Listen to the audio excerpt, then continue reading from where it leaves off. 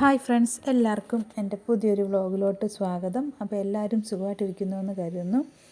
അപ്പോൾ ഇതെന്ന് പറയുന്നത് ഇതിപ്പോൾ രാത്രിയിലാണ്, അതാണ് വലിയ വെട്ടമൊന്നും ഇല്ലാത്തത് കേട്ടോ. അപ്പം വൈകുന്നേരം ഞാൻ കുറച്ച് പച്ചക്കറിയും ഫ്രൂട്ട്സും ഒക്കെ വാങ്ങിച്ചായിരുന്നു, ഇച്ചിരി പലചരക്ക് സാധനമൊക്കെ വാങ്ങിച്ച്. അപ്പോൾ അതൊക്കെ നമുക്ക് എന്തൊക്കെയാണെന്ന് നോക്കാം.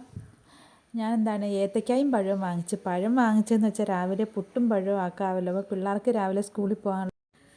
അപ്പം അതിന് രാവിലെ പുട്ടും പഴവും ആക്കാമല്ലോ എന്ന് കരുതി ഏത്തക്കായും വാങ്ങിച്ചിട്ടുണ്ടായിരുന്നു. അപ്പോൾ അതൊക്കെ ഞാനത് മാറ്റിയെല്ലാം വെച്ചു. പയർ ഞാൻ കുപ്പിക്കകത്ത് ഇട്ട് കൊടുക്കാമെന്ന് കരുതി, അങ്ങനെ പയറും ഞാൻ ഇട്ട് കൊടുത്തു. പച്ചക്കറി വാങ്ങിച്ചായിരുന്നു, അപ്പോൾ അതൊക്കെ ഞാൻ കാണിച്ചു തരാം കേട്ടോ.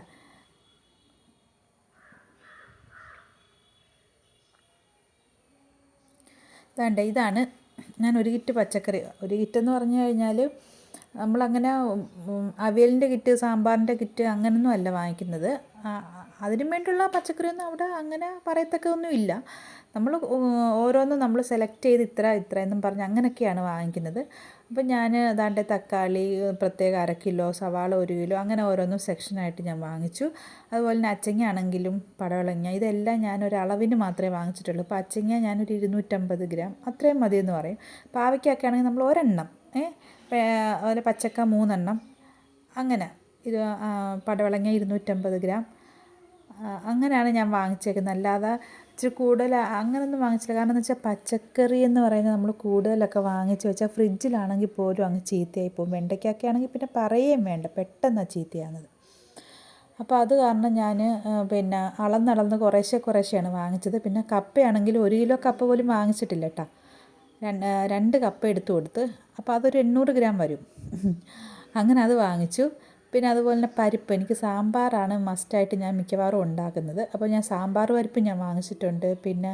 പാത്രം കഴുകുന്ന സോപ്പ്, കുരുമുളക്, അത്യാവശ്യം എല്ലാത്തിനും കുരുമുളക് പൊടി ഞാൻ ചേർക്കുമല്ലോ, അപ്പം അത് പെട്ടെന്ന് തീരുന്നത് കൊണ്ട് അതും വാങ്ങിച്ചു. അപ്പോൾ ഇതെല്ലാം നമ്മളെടുത്ത് കിറ്റിൽ നിന്ന് എടുത്ത് മാറ്റിയിട്ട് ഓരോന്നോരോന്നായിട്ട് നമുക്കത് ഫ്രിഡ്ജിൽ വെക്കേണ്ടത് ഫ്രിഡ്ജിൽ വെക്കാം, അല്ലാതെ പുറത്ത് വെക്കേണ്ടതും കുപ്പിക്കകത്തിടേണ്ടതും ഒക്കെ ഉണ്ടല്ലോ. അപ്പോൾ അതൊക്കെ നമുക്ക് പെട്ടെന്ന് തന്നെ സെപ്പറേറ്റ് ആക്കാമെന്ന് കരുതി. ഇപ്പോൾ തന്നെ ഒരു 7:30 അടുത്തായി. അപ്പം ഇതെല്ലാം നമ്മൾ എല്ലാം മാറ്റി വെച്ചിട്ട് രാവിലെ തന്നെ ഞാൻ വിചാരിച്ച് പിള്ളേർക്ക് സ്കൂളിൽ കൊണ്ടുപോകാനും കോവയ്ക്ക ഇരിപ്പുണ്ടായിരുന്നു, അത് നേരത്തെ വാങ്ങിച്ചു. അപ്പോൾ അത് 5-6 ഉണ്ട്, അതെടുത്ത് രാവിലെ മെഴുക്ക് പുരട്ടിയാൽ പിള്ളേർക്ക് സ്കൂളിൽ കൊണ്ടുപോകാനാകുമല്ലോ, അത് രാവിലെ അരിഞ്ഞാൽ മതിയല്ലോ എന്നൊക്കെ കരുതി. അപ്പോൾ ഇപ്പം ഞാനിപ്പം പിറ്റേന്ന് രാവിലെയാണ് ഞാൻ വീഡിയോയ്ക്ക് വോയിസ് കൊടുക്കുന്നത്. അപ്പം ഇനിയിപ്പം കപ്പ എടുത്ത് ഒന്നെങ്കിൽ പുരട്ടാം, അതല്ലെങ്കിൽ താളിക്കാം, പുഴുങ്ങോ എന്തെങ്കിലും ചെയ്യാമെന്ന് കരുതി. അപ്പം പുഴുങ്ങിയിട്ടാണല്ലോ നമ്മൾ താളിക്കുന്നത്. അപ്പം എനിക്ക് പുരട്ടുന്നതിനെക്കാട്ടൊക്കെ ഇഷ്ടം താളിക്കുന്നതാണ്. പക്ഷേ കറിയൊക്കെ ആയിട്ട് യോജിച്ച് കപ്പ കഴിക്കുന്നത് പുരട്ടുക തന്നെ വേണം. കറിയുമായിട്ട് അതിൻ്റെ ഒരു കോമ്പിനേഷൻ അങ്ങനെയാണല്ലോ. അപ്പം എന്തെങ്കിലും ചെയ്യാം, ഒന്നെങ്കിൽ പുരട്ടാം അല്ലെങ്കിൽ പുഴുങ്ങ, ഓക്കെ, അതൊക്കെ അങ്ങനെ ഇരിക്കട്ടെ. അപ്പോൾ ഞാൻ പരിപ്പും എടുത്ത് കുപ്പിക്കകത്താക്കി വെച്ചിട്ടുണ്ടായിരുന്നു. നെല്ലിക്ക, ഞാൻ കുറച്ച് ദിവസമായി നെല്ലിക്ക വാങ്ങിച്ച് ഫ്രിഡ്ജ് വെച്ചിട്ട്. അപ്പം കുറച്ച് ദിവസം കൊണ്ട് ഞാൻ കരുതുന്നതൊന്ന് അച്ചാറിടണം. എപ്പോഴും മിക്കവാറും നെല്ലിക്ക ഉപ്പിലിടലാണ് പരിപാടി. അപ്പോൾ ഒന്ന് വെറൈറ്റി ആയിക്കോട്ടെ, അച്ചാറിടാമെന്ന് കരുതിയിട്ട്.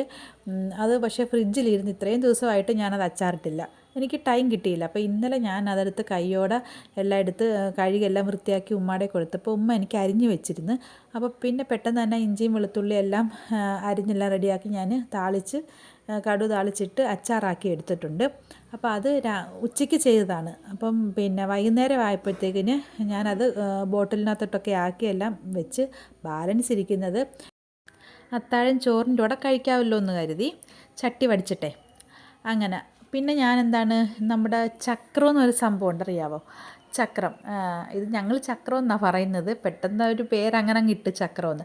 അപ്പോൾ അതിങ്ങനെ എണ്ണയിൽ ഇങ്ങനെ പൊരിച്ചെടുക്കുന്നതാണ്. പപ്പടത്തിന് പകരം ചോറിൻ്റെ ഇടയ്ക്ക് മുരുമുരാന്നും പറഞ്ഞിങ്ങനെ അത് കഴിക്കാൻ പറ്റും. അപ്പം അങ്ങനെ അത് രാത്രി ഞാൻ അതുണ്ടാക്കി. അപ്പം ഇതിനകത്ത് വന്ന പ്രശ്നം എന്ന് വെച്ചാൽ ഞാനതെല്ലാം കറക്റ്റായിട്ട് ഉണ്ടാക്കിക്കൊണ്ടിരിക്കുമായിരുന്നു കേട്ടോ. എണ്ണയിലെല്ലാം മൊരിച്ചെല്ലാം റെഡിയാക്കി.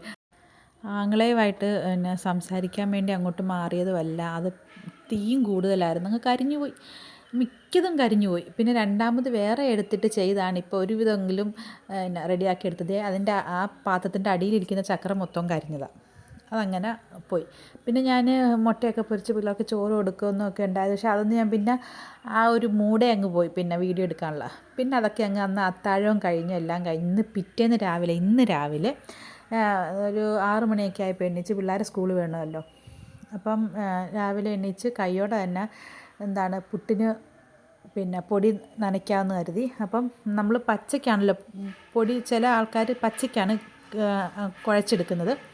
പക്ഷെ ഞാൻ എപ്പോഴും വെള്ളം വെച്ച് തിളപ്പിച്ചിട്ടാണ് മാവ് നമ്മൾ ഒറോട്ടിക്കൊക്കെ കിണ്ടുന്ന പോലെയാണ് പുട്ടിന് കിണ്ടുന്നത്. ഒറോട്ടിക്ക് വെക്കുന്ന അത്രയും വെള്ളം വേണ്ട, എന്നാലും ഞാനിങ്ങനെ കുഴച്ചെടുക്കുന്നത് തിളപ്പിച്ചിട്ടാണ്, വെള്ളം തിളപ്പിച്ചിട്ടാണ് അതിനകത്തിട്ടാണ് കുഴച്ചെടുക്കുന്നത്. അപ്പോൾ അത് കുഴച്ച് സെറ്റാക്കി ഞാൻ മൂടി വെച്ച് ഇച്ചിരി ആ ചൂടത്തിരുന്ന് വേഗട്ടെന്ന് കരുതി.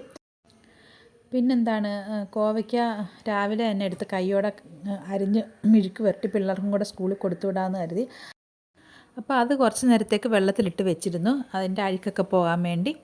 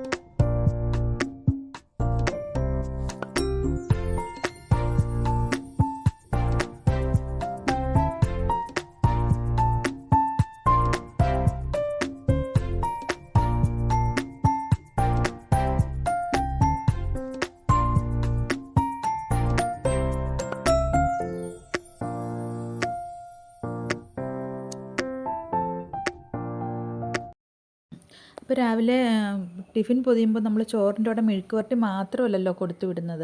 അപ്പോൾ അതിൻ്റെ കൂടെ ഞാൻ ഇച്ചിരി മോരാണം ഉണ്ടാക്കി വെച്ചിട്ടുണ്ടായിരുന്നു. അത് മാത്രമല്ല, ഇച്ചിരി സോയാബീൻ എടുത്ത് ചൂടുവെള്ളത്തിൽ മിക്സ് ചെയ്ത് വെച്ച് ഞാൻ വെള്ളം ചൂടാക്കി അതിനകത്ത് ഒഴിച്ച് കുറച്ച് നേരം അതും അവിടെ മൂടി വെച്ചിരുന്ന് എന്തെങ്കിലുമൊക്കെ അഴുക്കോ എന്തെങ്കിലുമൊക്കെ ഉണ്ടെങ്കിൽ അതും കൂടെ പോട്ടെന്ന് കരുതി അതിനകത്ത് അതുപോലെ തന്നെ ഞാൻ അവിടെ മൂടി കുറച്ച് നേരം വെച്ചു. അതിനുശേഷം ഞാൻ ചായ ഇടാൻ വേണ്ടി ഒരുങ്ങുവാണ്. ഞാൻ ആദ്യം കട്ടൻ ചായ ഇട്ടിട്ടാ, അത് മാറ്റി വെച്ചിട്ടാണ് ഞാൻ ആ പാത്രത്തിലോട്ട് പാലൊഴിച്ച് ബാക്കി കുറച്ച് വെള്ളവും കൂടെ ഒഴിച്ച് മിക്സ് ചെയ്താണ് ഞാൻ അടുപ്പത്ത് വെച്ചത്. പിള്ളേർക്ക് രാവിലെ 8 മണിയാകുമ്പം വണ്ടി വരും. അപ്പം നമ്മൾ ഒരു 7:30 ആകുമ്പോഴേ നമ്മുടെ ജോലിയൊക്കെ ഒതുങ്ങും. രാവിലെ പിള്ളേരുടെ ലഞ്ചും രാവിലത്തെ ബ്രേക്ക്ഫാസ്റ്റും എല്ലാം റെഡിയാക്കി നമ്മൾ ഒരു 7:30 ആകുമ്പോഴേ നമ്മുടെ ജോലിയെല്ലാം ഒതുക്കി പിള്ളേർക്കുള്ളതെല്ലാം ഒതുക്കിയിട്ട് വെയിറ്റ് ചെയ്യും. അത് കഴിഞ്ഞ് ഞാൻ ഈ കോവയ്ക്ക് ചായ അടുപ്പത്ത് വെച്ചിട്ട് കോവയ്ക്ക് അരിയുവാണ്. കോവയ്ക്ക സവാള ഞാൻ ചേർക്കുന്നില്ല, പിന്നെ മോൾക്ക് സവാള ഒന്നും ചേർക്കുന്നത് ഇഷ്ടമല്ല. അപ്പം മോളും കൂടെ കഴിക്കണമല്ലോ, അതിന് വേണ്ടി ഞാൻ പിന്നെ സവാള ഇട്ടില്ല. ജസ്റ്റ് ഒന്ന് കോവയ്ക്ക മാത്രം അരിഞ്ഞ് പച്ചമുളക് ഒന്നും ഇട്ടില്ല. മുളക് പൊടിയും ഉപ്പും വെള്ളവും ഒഴിച്ച് കുറച്ച് എണ്ണ ഒഴിച്ചിട്ട് വേവിക്കാൻ വെച്ചു. അപ്പം നമുക്ക് പെട്ടെന്ന് കരിഞ്ഞു പിടിക്കത്തില്ല എണ്ണ ഉള്ളതുകൊണ്ട്. അപ്പോൾ അതുകൊണ്ട് അതങ്ങനെ അടുപ്പത്ത് വെച്ചു. പിന്നെ ചോറ് ആവി കയറ്റാനൊക്കെ വെച്ചിട്ടുണ്ട്. അപ്പോൾ പിള്ളേരെ സ്കൂളിൽ വിട്ടിട്ട് രാവിലെ ഒരുവിധം ജോലി ഒതുക്കിയിട്ട് വേണം എനിക്ക് ഫാസ്റ്റിങ്ങിൽ കൊളസ്ട്രോൾ ചെക്ക് ചെയ്യണമായിരുന്നു. അപ്പോൾ അതിന് എനിക്ക് ലാബിൽ വരെ പോകണം. അപ്പോൾ ഇതെല്ലാം ഓക്കെ ആക്കി എല്ലാം ബാക്കിയുള്ള പുട്ടും കൂടെയൊക്കെ പുഴുങ്ങി വെച്ചിട്ട് വേണം എനിക്ക് ലാബിലോട്ട് പോകാനും. അപ്പം പിള്ളേർക്കുള്ള പുട്ട് മാത്രമേ ഞാൻ പുഴുങ്ങിയുള്ളായിരുന്നു. പിന്നെ ബാലൻസ് ഞാൻ പിന്നെ പിള്ളേരെ സ്കൂളിൽ വിട്ടതിന് ശേഷമാണ്, വണ്ടി കയറ്റി വിട്ടതിന് ശേഷമാണ് ഞാൻ പിന്നെ ബാക്കി പുട്ടും കൂടെയൊക്കെ പുഴുങ്ങിയെടുത്തത്. പിന്നെ കറി ഞാൻ പറഞ്ഞല്ലോ, ഇന്നലെ പഴം വാങ്ങിച്ചായിരുന്നു. അപ്പോൾ അത് ഉള്ളതുകൊണ്ട് അതിനൊരു സമാധാനമുണ്ട്. പിന്നെ ഇനി അഥവാ പഴം കൂട്ടി പുട്ട് കഴിക്കാത്തവർക്ക് ചമ്മന്തി അരച്ച് വെച്ചിട്ടുണ്ട്, പപ്പടവുമായിട്ട് അങ്ങനെ കൊടുക്കാമെന്ന് കരുതി. പിന്നെ നമുക്ക് പിന്നെ ഒരു ഇച്ചിരി എരിവിന് വേണ്ടി ഞാൻ തലേന്നത്തെ മുളക് ചാറ് ഞാൻ തിളപ്പിച്ച് വെച്ചിരുന്നു. അപ്പോൾ അതും പുട്ടുമായിട്ട് കഴിക്കാം. ഞാനങ്ങനെ രാവിലെ പലഹാരത്തിൻ്റെ കൂടെ ഒന്നും പഴവും പഞ്ചാര അങ്ങനെയൊന്നും ഉള്ളത് വലിയ താല്പര്യമില്ല, കഴിക്കും. പക്ഷെ എന്നാലും താല്പര്യം എരിവിൻ്റെ കൂടെയാണ്. അപ്പോൾ അതുകൊണ്ട് ഇച്ചിരി മുളക് ചാറ് ഇരിപ്പുണ്ടായിരുന്നു. പിന്നെ ചോറ് വെക്കണം രാവിലെ തന്നെ. അപ്പോൾ ഇന്നലെ വെച്ച ചോറൊന്നും നിരമ്പത്തില്ല. ഇനിയിപ്പോൾ ഇന്നത്തേക്ക് ചോറ് വെക്കണ്ടെന്ന് കരുതിയാലും നിരമ്പത്തില്ല. അപ്പം എന്നാൽ ചോറ് അധികം ഉണ്ട് ഫ്രിഡ്ജിൽ. അങ്ങനെ പിന്നെ ചോറും വെക്കണം. അപ്പം എന്നാൽ ലാബിൽ പോയിട്ട് വന്നതിന് ശേഷം ചോറൊക്കെ വെക്കാം, അല്ലെങ്കിൽ ഉമ്മ തിളപ്പിച്ച റൈസ് കുക്കറിലോട്ട് വെക്കും അങ്ങനെ. അപ്പം രാവിലെ ഞാൻ ചായ ഓരോരുത്തർക്കും ഓരോ രീതിയിലുള്ള മധുരമാണ്. അപ്പം ഞാൻ പൊതുവേ മധുരം കുറച്ചാണ് ചായ ഇടുന്നത്. പിന്നെ ഇവിടെ ഉമ്മായ്ക്കും ആങ്ങളയ്ക്കും മധുരം വേണം. അപ്പോൾ അതുകൊണ്ട് അവർക്ക് സെപ്പറേറ്റാണ് ഞാൻ ഗ്ലാസ്സിനകത്തോട്ട് മധുരം ഇട്ട് കലക്കിയാണ് അവർക്കൊക്കെ കൊടുക്കുന്നത്. അപ്പം പിന്നെ ഉമ്മായ്ക്ക് ദാണ്ടെ ഞാൻ ചായ എടുക്കുന്നുണ്ട്. ഒരല്പം മധുരം കൂട്ടിയിട്ടാണ് എടുക്കുന്നത് ഉമ്മായ്ക്ക്. അല്ലെങ്കിൽ ഉമ്മായ്ക്ക് ചായ ഇഷ്ടപ്പെടത്തില്ല. അപ്പോൾ അതുകൊണ്ട് ഒരിത്തിരി പഞ്ചസാര കൂടുതലിട്ട് കലക്കി ഞാൻ കൊണ്ട് കൊടുക്കും. അങ്ങനെ ദാണ്ടെ ചായ എല്ലാം ഇട്ട് എല്ലാവർക്കും കൊടുത്ത് ബാക്കിയുള്ള ചായ അവിടെ മൂടി വെച്ച് വരുമ്പോൾ ചൂടാക്കി എല്ലാവർക്കും കൊടുക്കാമെന്ന് കരുതി. അങ്ങനെ നമ്മുടെ രാവിലത്തെ ചായ കുടിയൊക്കെ കഴിഞ്ഞു. പിന്നെ ബ്രേക്ക്ഫാസ്റ്റ് ഉണ്ടാക്കിക്കൊണ്ടിരിക്കുന്നു. അപ്പം മീനൊന്നും കിട്ടിയിട്ടില്ല കേട്ടോ. അപ്പം ഞാൻ വിചാരിച്ചെന്നാൽ ചിക്കൻ വാങ്ങിക്കാമെന്ന് കരുതി. അപ്പം ചിക്കൻ വാങ്ങിച്ച് വെച്ചിട്ടുണ്ട് കേട്ടോ. അപ്പോൾ അത് ഇതിനകത്ത് കാണിച്ചിട്ടില്ല. അത് ഇൻഷാ അള്ളാ നമുക്ക് കാണിക്കാം. ഉച്ച ഇരുന്നുള്ള വീഡിയോയ്ക്കകത്ത് ഇൻഷാ അള്ളാ കാണിക്കാം. അപ്പോൾ ദാണ്ടെ ഞാൻ രാവിലെ പിള്ളേർ സ്കൂളിൽ പോകുന്നതിന് മുമ്പേ പുട്ടൊക്കെ പുഴുങ്ങിയായിരുന്നു. ബാലൻസ് ഇരുന്നത് ഇത് ഇപ്പോഴാണ് പിള്ളേരെ വിട്ടതിന് ശേഷമാണ് ഞാൻ ബാലൻസ് ഇരുന്ന പുട്ട് ഞാൻ പുഴുങ്ങുന്നത്. അതൊന്നും എനിക്ക് കാണിക്കാൻ പറ്റിയില്ല. നേരത്തെ പുട്ട് പുഴുങ്ങുന്ന ഒന്നും കാണിക്കാൻ പറ്റിയില്ല. കാരണം പിള്ളേരെ വിടുന്നതിൻ്റെ ധൃതിക്ക് ഒന്നും നടക്കത്തില്ല. അപ്പോൾ ദാണ്ടെ അവരെല്ലാം വിട്ടതിന് ശേഷമാണ് ഞാൻ ബാക്കിയുള്ളതെല്ലാം ചെയ്യുന്നത്. അപ്പോൾ ഇത്രയൊക്കെ ഉള്ളൂ. വീഡിയോ ഇഷ്ടപ്പെട്ടെങ്കിൽ ലൈക്ക് ചെയ്യുക, സബ്സ്ക്രൈബ് ചെയ്യുക, കമൻറ്റ് ചെയ്യുക. പുതിയൊരു വീഡിയോ ആയിട്ട് വീണ്ടും കാണുന്നിടം വരെയും ബൈ.